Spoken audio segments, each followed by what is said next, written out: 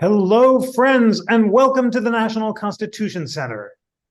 I'm Jeffrey Rosen, the president and CEO of this wonderful institution. Let's inspire ourselves, as always, for the discussion ahead by reciting together the National Constitution Center's mission statement. Here we go. The National Constitution Center is the only institution in America chartered by Congress to increase awareness and understanding of the U.S. Constitution among the American people on a nonpartisan basis. We have several great town halls coming up this month. Next week on November 14th, Jamelle Bouie, the New York Times columnist, and Melvin Rogers, the political science, the great political scientist, will discuss the ways that African-American intellectuals have influenced U.S. democracy, from Frederick Douglass to W.E.B. Du Bois. On November 27th, we'll have Steve Levitsky, Francis Lee, and Kurt Wayland on challenges facing American democracy, populism, and demagogues in America and around the world. And we'll also talk about the history of the Espionage Act on December 4th. It is now such a pleasure to convene two of America's greatest historians to discuss the rise and history of political parties in the US. This is a crucial question, and both of them have superb new books out that cast great light on the topic, and I can't wait to share the discussion with you. Carol Berkin is Presidential Professor of History Emerita of Baruch College and the Graduate Center at the City University of New York. She's written so many wonderful books, including A Brilliant Solution, Revolutionary Mothers, The Bill of Rights, and her most recent book, which we're here to talk about today, is A Sovereign People, The Crisis of the 1790s and the Birth of American Nationalism. And H.W. Brands holds the Jack S. Blanton Senior Chair in History at the University of Texas at Austin. He is the author of acclaimed and wonderful books, including The First American, Heirs of the Founders, The Second Generation of American Giants, and Our First Civil War. And his most recent book, which is about to come out, and I just can't wait to share with you, is Founding Partisans, Hamilton, Madison, Jefferson, Adams, and the Brawling Birth of American Politics. Thank you and welcome, Carol Berkin and Bill Brands. Bill, let's begin with you, because you begin at the beginning of this story.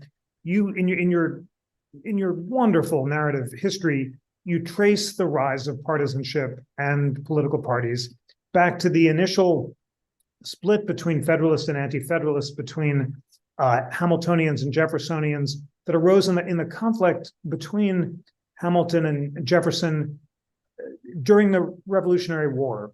Tell us about the broad fissures between nationalism and states' rights, agrarianism and urbanism that manifest itself through the stories of Hamilton and Jefferson during that early period. Sure, Jeff, delighted to be here. It's important to keep in mind that the American Republic was born amid a war, and America's first attempt at creating institutions of state and national governments took place amid war.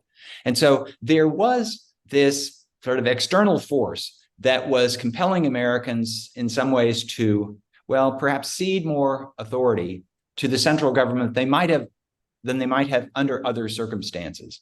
Because as Benjamin Franklin said, after signing the Declaration of Independence, we all have to hang together, or we might be hung separately. So the states, first under the Continental Congress, then under the Congress of the Articles of Confederation, they were America's first national government. And they sufficed, I could say, but barely, to win independence for the United States. And a lot of this depended on the goodwill of the states. But even then, it was clear to certain people, Alexander Hamilton and James Madison foremost among them, that this government, this essentially a military alliance, wasn't working well enough. There wasn't enough strength at the center. So demands to create what became the Constitution of 1787 originated as early as 1780 or 1781, out of concern that maybe we'll win the war as a result of this, but then we have to deal with the peace after that.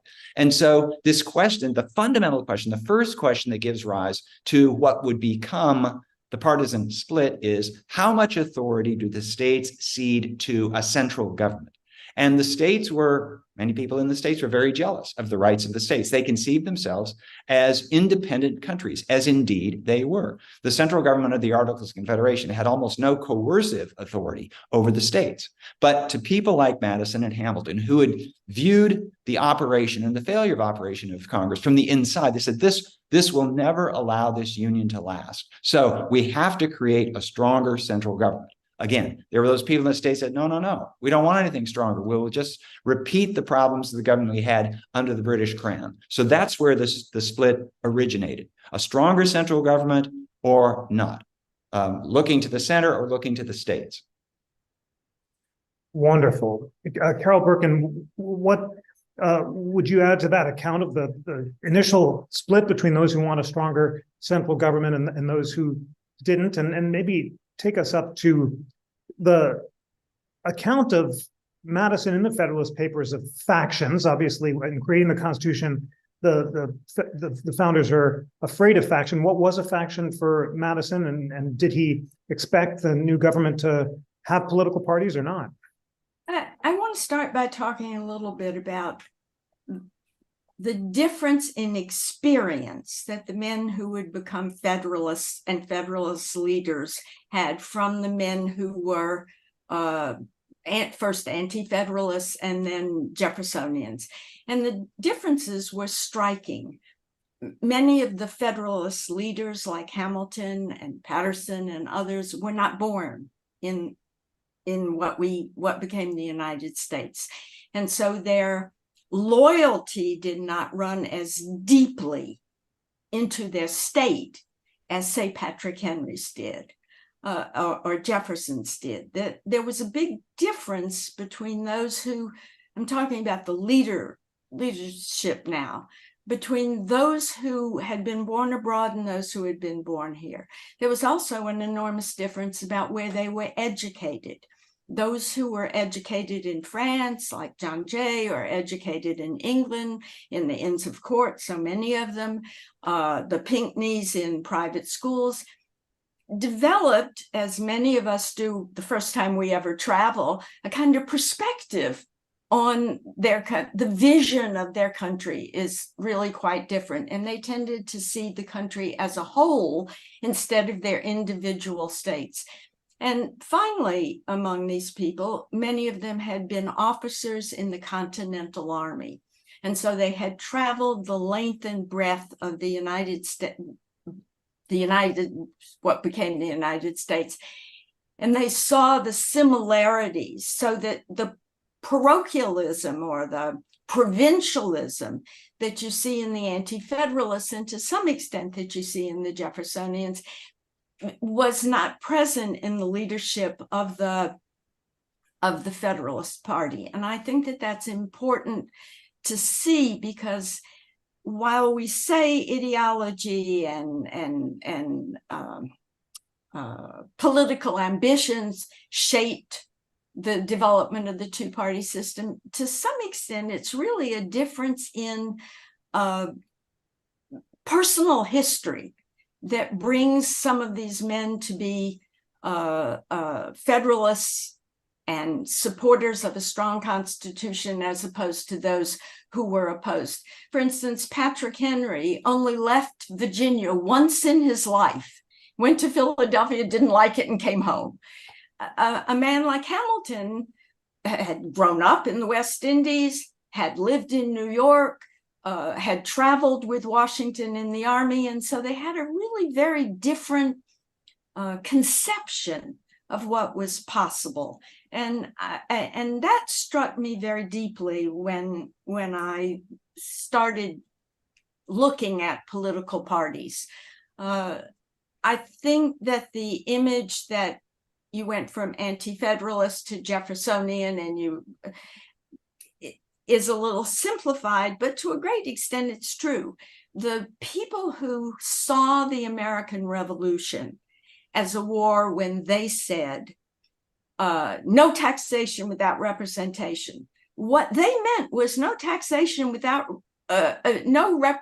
taxation without their state, their local representation. They only wanted to be governed by people who shared their economic interests, earned their living in a similar way to the average voter. You could keep an eye on your local assembly to see what it's doing so that it couldn't become tyrannical or corrupt. They did not think that that meant for all America. It meant their state. And that concept of no taxation without representation means government by our local citizens stands in contrast to the kind of nation building that a man like Alexander Hamilton envisioned. I mean, Hamilton and Madison at the time. Hamilton and Madison both saw the possibilities of a strong nation. And certainly Hamilton was, above anything else, a nation builder. From before the war was won, he was writing letters to friends saying, okay, this is my plan for how we can become competitive with England in a generation. And Hamilton never had any doubts about his ability to solve all problems. He had doubts about people who didn't understand they should give in to him. But he already envisioned national expansion, the growth of trade, and a seat at the table with the great European powers. And so the contrast between these provincials and who held the principles of the revolution to be government by people who they knew, who they lived among, and the people who wanted to build a nation is, I think, the central theme of the 1780s and the 1790s. So interesting. Thank you so much for bringing together the influence of background as well as ideology on this fundamental split. And you sum it up so well, the clash between Federalists and Anti-Federalists, Hamiltonians and Jeffersonians includes splits about provincialism versus national power, strict construction versus loose construction, agrarianism versus urbanism, Virginia versus New York. And all of this is rooted not just in Hamilton and Jefferson's personal experience, but in the personal experience of their followers as well as their ideology. So Bill Brands, now that we've put on the table these basic antitheses and set them up after the war, which you do so well, help us understand the evolution from the time when Madison says in the Federalist Papers that the main goal of the Constitution is to avoid factions or class-based or ideology-based politics, to the period very early in the Washington administration, as you describe it, where the split between Hamiltonian Federalists and Jeffersonian Republicans is beginning to emerge. Madison's a key figure here because he is the driver of the movement to create a new constitution, which is going to replace the Articles of Confederation, this very loose central government, with a much stronger, more coherent one. And he is, of course, one of the writers of the Federalist Papers, along with Alexander Hamilton and John Jay. So he really, as much as anybody else, he is the creator of the Constitution. And while he's arguing in favor of ratification of the Constitution, of course, he's going to argue that a new, stronger central government will be a good thing for American self-government. And he does this famously in Federalist 10 by pointing out that factions will exist in any political entity, and the role for a government or a constitution, whoever's designing the system, is to minimize the deleterious effects of factions, because factions, the term that they would use instead of parties, he at that point was arguing that these are a negative influence on politics. So how do we corral them? And he says that in an extensive republic, one that goes from South Carolina to Massachusetts, it's easier to keep them under control because no faction will be able to gain a majority or strong influence all across the nation. And maybe a faction could gain control in New York or Virginia or Massachusetts, but it would be offset by other influences elsewhere. So at that point, he's saying very clearly, factions are a bad thing, and this new government will keep them under control. Now, he wins the argument, the Federalists win the argument, the Constitution takes effect. And before too long, he's changing his view, because he's coming to realize that, well, in competitive politics, especially in political situations where votes are either yes or no, where you have a binary choice, it's one or the other. It's not a multiple choice test, it's basically a true or false. Political expediency encourages people to form alliances wherever they can. And so people with different ideas voted in favor of the Constitution, just as people with different ideas voted against the Constitution for different reasons. Once we get the government, then all of American politics are based on this. You get 51% of the vote and you win. You get 49% and you lose. So there's nothing like proportional representation in American politics in those days, which would allow a minority to grow over time. And so as Madison's views begin to shift from this really strong view in favor of a stronger central government to something more subtle. Some of this comes out of the arguments during the ratification process over a Bill of Rights. So Madison, being the principal author, as he saw it, of the Constitution, took the typical author's attitude that every word is perfect, don't touch a thing, to, okay, well, if this is the only way we're going to get the Constitution passed, we have to agree to have a Bill of Rights. Okay, we'll do it. But I'm going to write the Bill of Rights. And so he does, and the Bill of Rights is added to the Constitution, the first 10 amendments. And in doing this, he begins to realize sort of the depth of suspicion of this new central government. And as he watches Hamilton develop these very strong programs of federal authority, assumption of debt, the creation of a national bank, various other things that are going to centralize control, then Madison starts to think, well, I don't know, maybe we went too far. Or at least maybe I don't want to go as far as Hamilton wants to go with this. And so Madison basically shifts sides. He was an arch federalist, but then he becomes eventually Jefferson's principal lieutenant in the anti-federalist Republican Party in the 1790s. And this is, it's all about the issues that emerge with the new government, but it betrays this underlying philosophy. If you are comfortable with a strong central government, you're likely to be a federalist. Now, there are various things that will feed into why you are comfortable with a strong central government. And if you are less comfortable with that, and if you are more comfortable keeping, as Carol said, keeping power close to home with those elected officials that you can keep your eye on, then you're going to lean toward the Republicans. So interesting. Carol, please do, amplify and help us understand, that crucial period around 1790, as Bill said, the debate over the national bank, over the assumption of state debt and the report on public credit is one where briefly Madison and Jefferson make a deal with Hamilton in the famous room where it happened to relocate the capital to the Potomac in exchange for assumption of the debt. But soon after that, open partisan warfare breaks open. There are partisan newspapers that each of them start up. Madison changes minds and start defending parties. So help us understand that period and what role Madison's shift had in the rise of political parties. I think we should go back a little earlier than that. I don't think we should call them Federalists until the 1790s. They were nationalists. They were nationalists, and Madison was a strong nationalist, in part because of the crisis that having the Confederation had produced. I mean, there were enemies all around them. There was good reason to want to rethink 13 separate states acting separately, because the post-war economy was in terrible shape because each state passed tariffs and restrictions on trade. So if you wanted to sell something from Massachusetts to Virginia, you had to go through different currencies. It was just like Europe before the common market. You had to change money, and so the economy was not booming.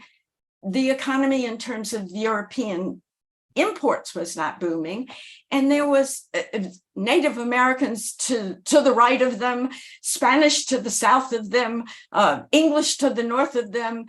It was a critical period, and this is what more than anything else, drove people to the Constitutional Convention because they thought maybe the country would be taken over piece by piece. And they were not wrong, because in fact, on the eve of the convention meeting, the French minister to America is writing home to the king, what part of the United States would you like when it falls apart? States were almost at war with one another. I mean, there were issues that led many people, other than just the abstract idea of where should taxing power lie, led many people to be nationalists. And it's interesting to look at Madison's career. He is a chief nationalist, he and Hamilton. In fact, at one point, Hamilton writes and he says, I miss the cooperation that Madison and I had. We had a real working synergy together.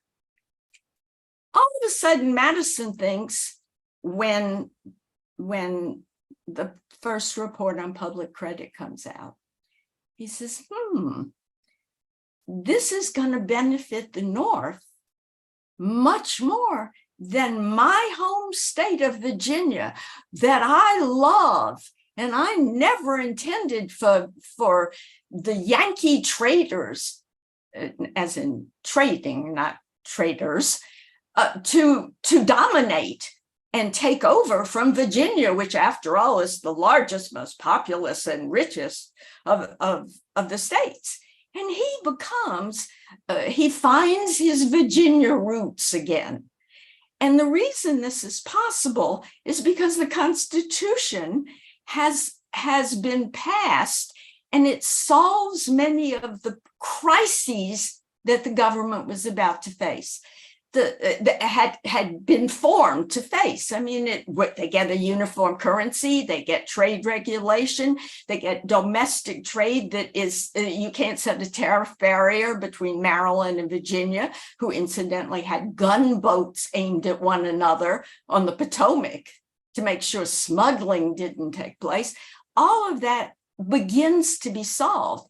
And then when Hamilton goes further with his plans to build what is basically an imperial state, that is a powerful state, Madison says, I don't know, this is going to hurt Virginia.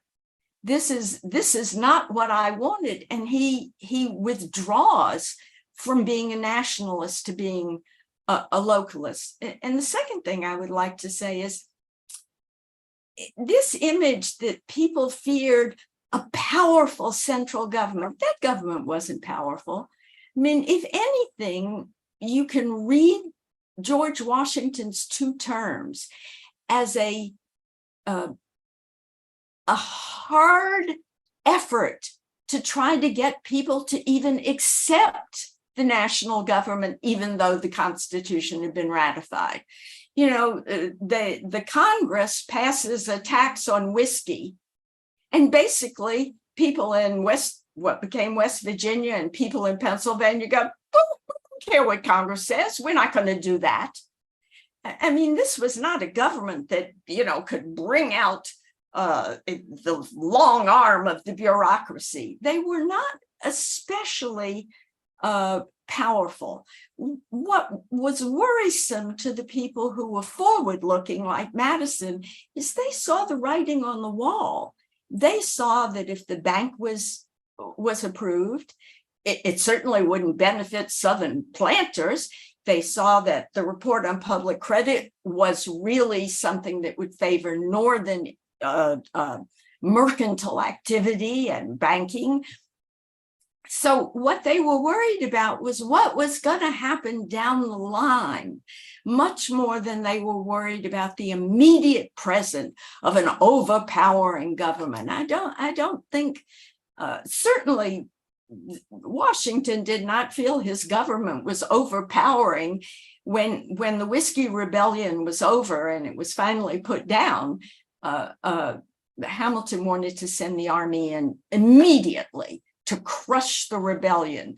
And Washington, who turns out to be a brilliant administrator, says, I don't know whether, that would look very good for people who are afraid of tyranny in the national government. Let's try other things first. So they try, negotiations, they try court cases, and finally they send troops in. Washington then issues a statement saying, I apologize, I overstepped my limits because it was an emergency and Congress wasn't in office. I'd like the Senate, representing the states, I'd like the Senate to confirm that what I did was all right. So it's not as if they are yet an overbearing state. And I honestly, if you look at Madison, you can see that what he feared was what Hamilton was laying down for the future. And this fight about states' rights and national rights is, I think, to a great extent, a fight about whether agriculture or trade is going to dominate the country. Trade didn't dominate it yet. I mean, agriculture, it's not as if Virginia farmers were all trying to become merchants, but he saw the future. He was one of these men, Madison, one of these hypochondriac that he was, and who thought he wouldn't live till next week most of the time. Madison saw that what Hamilton was laying down was the future. And so I don't think that the 1790s can be read as a great conflict between nationalism and provincialism. I think it can be read as a slow effort of the national government to establish its legitimacy. That's what Washington was trying to do. That's what Adams was trying to do, to get Americans to accept the legitimacy of the central government. So interesting and so powerful for you. You use the first of your four examples, the Whiskey Rebellion, as an example of that slow effort by the national government to establish its legitimacy. And your really interesting point about how Madison changed his mind because of ultimately the fight over whether agriculture or trade would dominate is crucial. Bill Brands, help us understand concretely what happened after the bank bill passes. Hamilton said that Madison had changed his mind on assumption, and he's upset that Madison is breaking with him. Then Jefferson and Hamilton start up the National Gazette by Freneau as an opposition paper and start publishing attacks on Hamilton. Hamilton responds. How does Madison justify his embrace of parties in the National Gazette? And as you think about this conflict, who is more responsible for the rise of the parties? Hamilton on the one hand, or Madison and Jefferson on the other? Well, in answer to the last part of your question, they each pointed the finger at the other. In fact, it's going to be a long time before anybody in the United States acknowledges the legitimacy of partisan activity on the other side. They defend their own partisan activity because this is necessary. We're right and they're wrong. And it's really going to be a while before Americans embrace the idea of the need for a strong opposition party.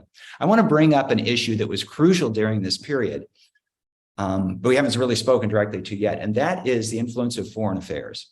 Because once you start to talk about my group and your group, it is tempting to say that we are the real patriots, we're the real Americans, and there's something wrong with you. When war broke out in the early 1790s between France and Britain, another war between France and Britain, and when Jefferson, in particular, the people of Jefferson's persuasion, began to look favorably on the French side in this because they still had a fairly positive view of the French Revolution, even though they recognized it had gone to some excess. And people on the other side, Hamilton, most conspicuously, said American interests lie with Britain, and we ought to forge closer connection to Britain. Then you have the possibility, and the temptation becomes greater, to say that those bad people on the other side are going to sell us out to a foreign country. And so when Jefferson and Madison would talk about Hamilton and his party as the Anglo-Manes, these are the ones who are going to invite King George back into America. I mean, no, that was an exaggeration, but it's the idea that, wait a minute, we fought this war for independence against Britain, and now all of a sudden you're saying we ought to mimic Britain, we ought to join arms with Britain against France. And on the other hand, there were those, when Hamilton is critiquing Jefferson, his view, you think we're going to line up with those crazies who beheaded their king and who drove France to anarchy and mass violence? So there is this element of, you're not simply of a different political persuasion than me. You are potentially a traitor to the American cause. And that really gives bite to this. Now, as long as Washington is president, this stuff sort of keeps under control, because both Jefferson and Hamilton are trying to persuade Washington, but they recognize that he's not going to buy into any of this partisanship. And Washington considers himself above parties. Now, he did lean toward Hamilton on several important issues, but both Hamilton and Jefferson, the leaders of their opposing sides, as they go farther and farther apart, they implore Washington not to leave after one term, because they're afraid of how this is really going to split the country. And it's important to bear in mind in all of this that the Constitution isn't yet half a decade old in operation. And they've seen the first American Constitution, the Articles of Confederation, it was junked before it was 5 or 6 years old. And so the biggest concern of all these people is that the country not fall apart. Even the Republicans, the ones who are in favor of leaving power with the states, they don't want to see the United States break up into 13 separate states. They realize, just as Carol pointed out, that there are foreign countries that are circling around and would love to peel off, one or the other. But within that realm, within the realm of the Union, where does the balance of power lie? Does the initiative lie with the states? Does it lie with the central government? And then you add this foreign element. Whose side are you on? Are you going to marry us to the British, or are we going to stay with the French? Then it really sharpens this difference of partisan opinion. So interesting. You mentioned the crucial role of foreign policy, and Carol Berkin, two of your examples have to do with foreign policy, the crisis involving Genet in France, and also over the Jay Treaty. Tell us about Genet, who I gather made you laugh unexpectedly, and what those two foreign policy crises did to solidify the growth of the parties. Before I do that, which I really want to do, because it's rare that you wind up laughing when you're writing a book like this, I want to say that we have to look at, I don't want to sound like a materialist, but Hamilton did not especially love the British. What he loved was increasing trade and borrowing from British investments in American growth. And he thought he could get those things. He thought that the alliance with Britain simply made more economic sense. I mean, French wine was nice, but that was not where the investments in the Bank of the United States were going to come that would help entrepreneurs build the American commercial success. And so his attachment to England had more of a quality of where can we get the best deal than, oh, I love British royalty, and there was none of that really in Hamilton. The affection for France, I have to say, was Jefferson's neurosis. I mean, that he had seen the terror. Gouverneur Morris said, who had been in France, he said, people's heads were being chopped off right and left. This is not like the American Revolution. This is not a sister revolution to ours. This is an absolute, it's going to become a tyranny. And of course, Napoleon, it's not going to be a democracy. Jefferson clung to the idea that the French Revolution was a continuation of the principles of the American Revolution, because, rhetoric became in his mind really important, whereas reality, which was absolute raw power and violence, did not seem to move him. Hamilton had a calmer view. He said, it's good for business. It's good for American business if we align ourselves with Britain. But to go back to your question about Genet, there is a perfect example of the fact of the weakness of the federal government in the 1790s. Genet comes over as the representative from France before the Jacobins take over. He's coming over from a more moderate group. He's like 26 years old. He's never had any real experience as a diplomat. He's a showman. He arrives in a ship that's flying the French flag and the American flag, and he says, "We supported you in the American Revolution. Our blood and your blood was shed together." He doesn't come in quietly. He does not present his credentials to Washington. A foreign ambassador comes in. Today, we would expect them to present it. Oh, no, he goes to South Carolina and he starts fundraising to build ships, privateers, to fight under the French flag on their side against England. This is an invasion of American sovereignty. And that's how Washington saw it. He said, either there's a sovereign government here. Then Genet sets up French courts in New York and in Philadelphia and in Charleston, French courts, for when these privateers bring in captured British ships to decide what to do with the ships. What happened to American sovereignty? What happened to American courts? What happened?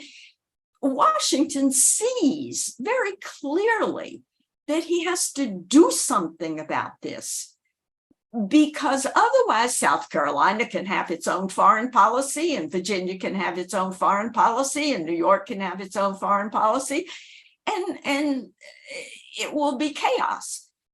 Genet, meanwhile, finally makes his way from South Carolina up to Philadelphia, where the federal government is, and he's greeted as a hero, and he keeps stressing how French blood and English blood have been mingled in this war for liberty, equality. I mean, he just goes on and on and on, and the crowds eat it up. They really do. He then proceeds to send these really hilarious letters to Washington that are bombastic and filled with visions of, the unity of the souls of Americans in the and tells Washington that he ought to fund the privateers for support France. Washington says, we are neutral. I've just issued a proclamation of neutrality, and Genet won't accept this. He throws a temper tantrum and he says, "Oh, what are you doing? Do you support the people who oppressed you?" And his letters are hysterical. They really are. I just sat and laughed at this flowery language. And finally, Washington says, Hamilton wants Genet driven out of the country. Washington writes to the French government finally. He builds a case against Genet. Now the Jacobins have taken over, and they want Genet recalled so they can behead him, so they can guillotine him. They see him as a traitor. And then Washington does the loveliest thing. This man has been an aggravation, a thorn in Washington's side, caused so much trouble, caused so much embarrassment. And when Washington learns that the French government is going to arrest Genet, he grants Genet amnesty and allows him to remain in America. He moves to New York. He marries Governor Clinton's daughter. He becomes a landowner in upstate New York, and you never hear from him politically again. And people ask Washington, why did you do this?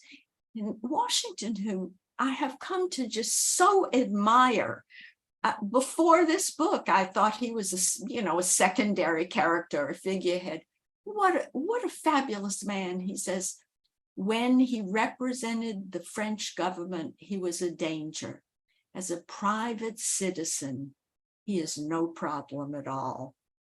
So this episode with Genet shows you the primary thrust of Washington's administrations, which is to establish the legitimacy of the central government over diplomacy.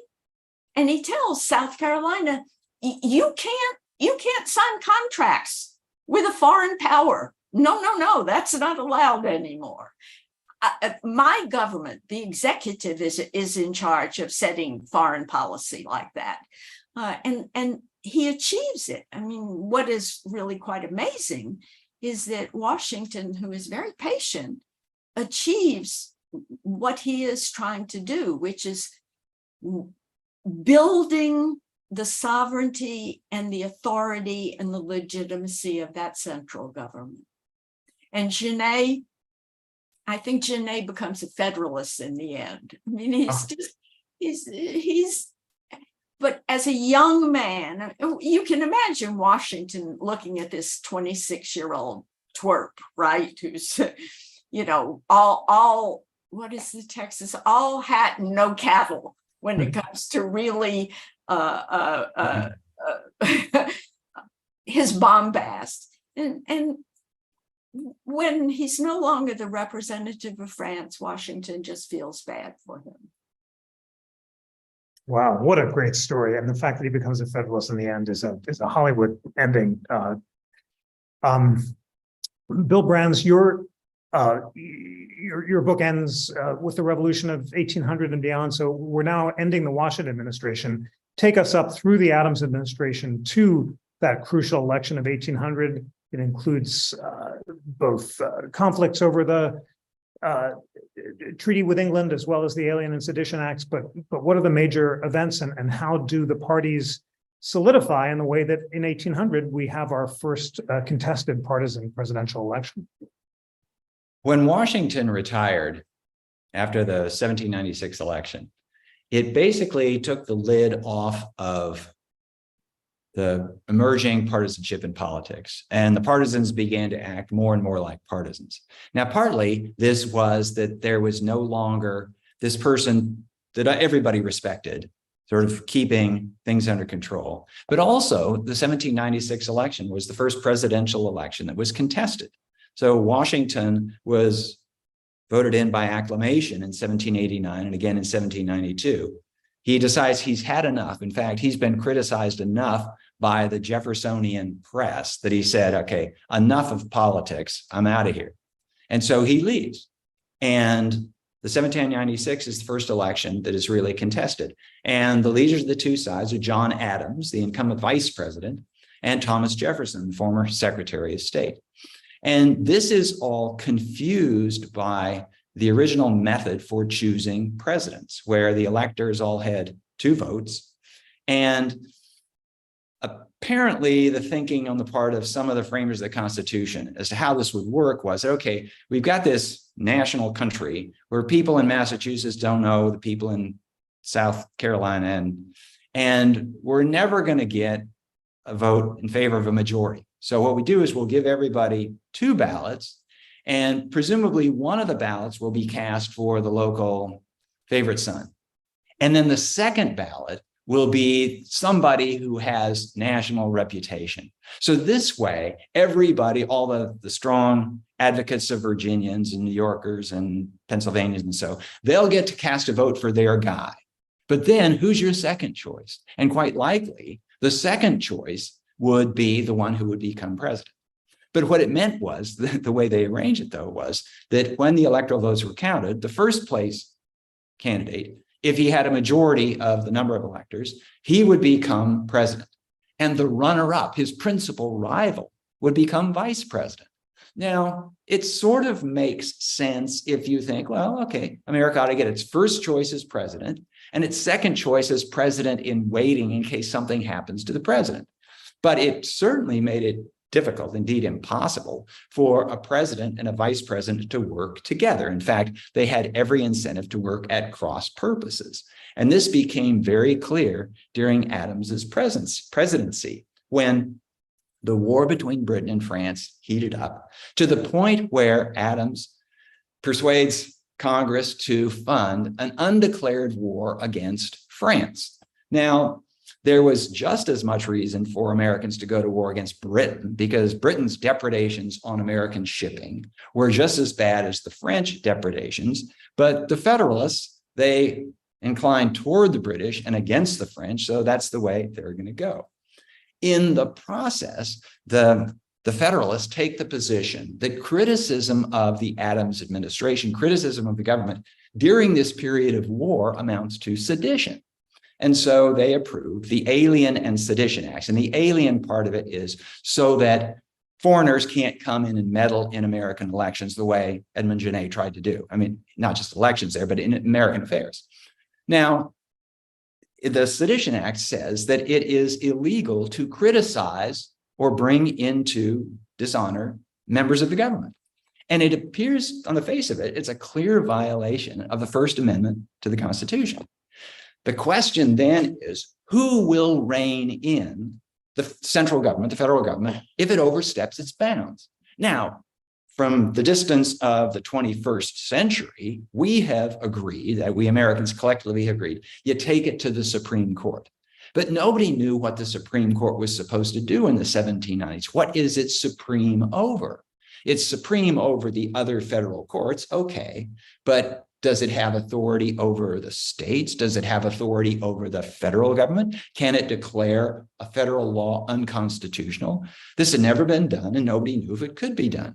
So Jefferson, the vice president of the United States, feels that on behalf of the rights of the American people, he's got to take some action. The government has clearly abridged the Constitution. What do we do about this? So Jefferson and Madison, working largely in secret, they draft what come to be called Virginia and Kentucky resolves or resolutions. And they outline a method for the states to rein in the federal government. And it will give rise to the doctrine of nullification. If the federal government passes a law that a state finds obnoxious, then the state will nullify the law. The state will refuse to enforce the law within its boundaries. Now, this turned out not to have very negative effect at the moment, but it did form the philosophical basis for a further nullification crisis in the 1830s, and it would become the basis finally for secession in the 1860s. So things had gotten pretty extreme here, and it's quite ironic that Jefferson had been a Federalist at the time of the debate over the Constitution. He wanted the Constitution to take effect. James Madison had helped write the Constitution, but he was especially sensitive to abridgments of the First Amendment because he was the author of the First Amendment. And so they conspire to undermine the government of the United States on this crucial issue of how will laws be enforced and who will rein in the federal government if it oversteps. So interesting, Carol, you offer the Alien and Sedition crisis as an example of the fact that although, as Bill said, Jefferson and Madison are taking strong states' rights positions that lead ultimately to nullification and secession, it was the reaction to the Alien and Sedition Act that actually establishes and extends national authority. Tell us about that story, and then take us up to the effects of the state of parties in the election of 1800 and beyond. Let me start here. Much is made about the Alien Acts are very easy to understand. The Jeffersonians were mobilizing the German voting population and the Irish radicals who would come over, intellectual radicals. who had in fact meddled in foreign policy. And in order to stop this, one of the acts said you had to live in America 14 years before you had the right to vote. And this was really a straightforward effort to destroy this voting bloc potential that had been used in Pennsylvania and in New York and in other areas where there was a German population and the French, the Irish intellectuals. The Sedition Act, which is what everyone talks about, you have to take a look at what happened. I did a very careful count of all the sedition cases. First of all, it was to end in 1800. It was not permanent. It was to end in 1800, which is sort of interesting since that's when Jefferson took over the government. Of all the cases, there were maybe 20 cases. Maybe. It's been a while since I did this book, so I might not have the number exactly right. 5 people ever went to jail, and they were allowed, 5 editors of newspapers, they were allowed to continue to edit their newspapers while they were in jail. That is, the Sedition Act did not clamp a lid on protest in America. It was not, it was ineffectual in effect. So that, and what's interesting is the Federalists, who really believed a Sedition Act was important, believed in the rule of law. So you had to be arrested, you could get out on bail, they had to bring charges against you, you had to have a jury trial, and almost no one was convicted. And the ones who were convicted were told, okay, while you're in jail, you can still edit your magazine, your newspaper or your magazine. So it's not as if the Sedition Act was really a powerful statement of government oppression.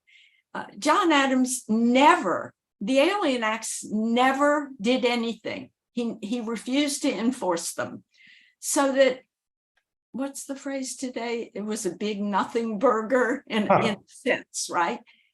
But the Virginia and Kentucky resolutions not only introduced the concept of nullification, and Jefferson said, if worse comes to worse, blood must be shed. I mean, he was always ready to shed somebody's blood, as long as it wasn't his. But in writing the 2 resolutions, they acknowledged that the Constitution was the law of the land. And the reason they had to write these was to correct an abuse, they believed, of the Constitution, including the Bill of Rights. And in that sense, both sides wound up resolving finally the anti-federalist federalist debate. Both sides conceded that the Constitution was the law of the land. One might find one way to prevent its excesses, the other might find another way, but they both acknowledged the legitimacy. And that, in many ways, that decision is the crowning moment of American nationalism, not the kind of nationalism today, the kind of recognition that there was a nation. This becomes so well established that I found this very interesting. People refer to these United States of America, not the United. After the War of 1812, they began to call it the United States of America. And that is the final triumph of a national identity, is after the War of 1812. But the Virginia and Kentucky resolutions both introduced the the snake in the garden of nullification, but they also acknowledged that they were not attacking the Constitution as the legitimate source of the national government. So it's a really, I think, a striking turning point in the rise of a belief in a national government. So interesting. Time for concluding thoughts in this marvelous discussion. Bill, when you take stock, as you did in your wonderful book, was the rise of parties a failure of vision on the founding, surprising the idea of neutral adjudication that Madison laid out in Federalist 10? Or is there a more optimistic account that Madison said that both factions and parties were inevitable, that you could mitigate their effects, and despite all the factiousness, there was a steady growth of nationalism that led to the era of good feelings and securely established the Union with parties rather than in spite of them? How should we think about this crucial question? As I suggested earlier, it took a long time for Americans of either party to acknowledge the importance of the opposition party. But eventually Americans did. One of the reasons that parties developed and became such a sturdy influence in American politics was precisely that the Constitution is so spare in explaining how stuff is going to take place. And so it says nothing about how, for example, presidential candidates will be nominated. And that became a major deal in what parties do. It says nothing about how Congress is going to organize its affairs. So we organize Congress by parties. So parties have developed into these institutions. Madison did acknowledge, yeah, it's probably inevitable. When you have competitive politics, you're going to have people who have different ideas, and they're going to try to gather with people who have similar ideas and try to win a majority. So parties certainly do seem to be inevitable. They seem to be permanent in American politics. And one way of looking at it, when we look at the partisan politics we have today, is that, oh man, you know, it's never going to go away because it's been there since the beginning. On the other hand, we've lived with it. The country has thrived under the parties, maybe despite the parties, but they're part of American history. And you know, whether they were inevitable, quite possibly, but they're part of what developed. And if you want to blame problems in America, you can't point at the parties solely. You have to look at the people who are involved in the parties. You can't say if we didn't have parties for 5 minutes, we'd develop parties shortly thereafter, as long as we have competitive politics. And that's the thing. So parties are an indication that the system of self-government is working. There's a role for the opposition. Wonderfully said. Carol, last word in this great discussion. To you, are parties inevitable or not? And did the American experiment succeed, at least initially, in spite of the parties or along with them? Well, I have a different view on why parties had to develop. The original idea of 18th century men who were not professional politicians, but were men who of a certain social class that believed it was their obligation to serve in government. They thought that once you were elected, each person should vote his own individual judgment and moral position, that everyone was to vote as they independently thought. Well, if you did that, you'd never pass any law at all. I mean, unless you could link the lower house to the Senate, to the executive in some fashion, you would have 100 different views, 100 different positions, and no bill could ever pass. So in a sense, political parties operate to make the government work. That is, they operate so that a block in the House can pass a law and a block in the Senate can approve it, and the president can either veto it or support it and administer it. And so in a sense, political parties are the glue that hold these highly disparate segments of the government together. And the idea that you vote your individual conscience is very high-minded, but it doesn't really work.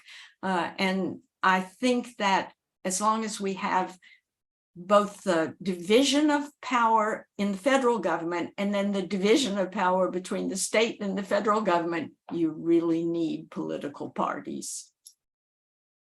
You really need political parties is a powerful note of optimism, perhaps, to end this great discussion on. Thank you so much, Bill Brands and Carol Berkin, for illuminating and teaching us so much about this crucial period in American history. Dear friends who are watching, thank you so much for taking an hour out of your day to learn about American history, and please read Bill Brands and Carol Berkin's books, beginning with, but certainly not ending with, their most recent ones, Founding Partisans, Hamilton, Madison, Jefferson, Adams, and the Brawling Birth of American Politics by Bill Brands, and A Sovereign People, the Crises of the 1790s and the Birth of American Nationalism by Carol Berkin. Bill Brands and Carol Berkin, thank you so much for joining. And thanks to everyone. Pleasure.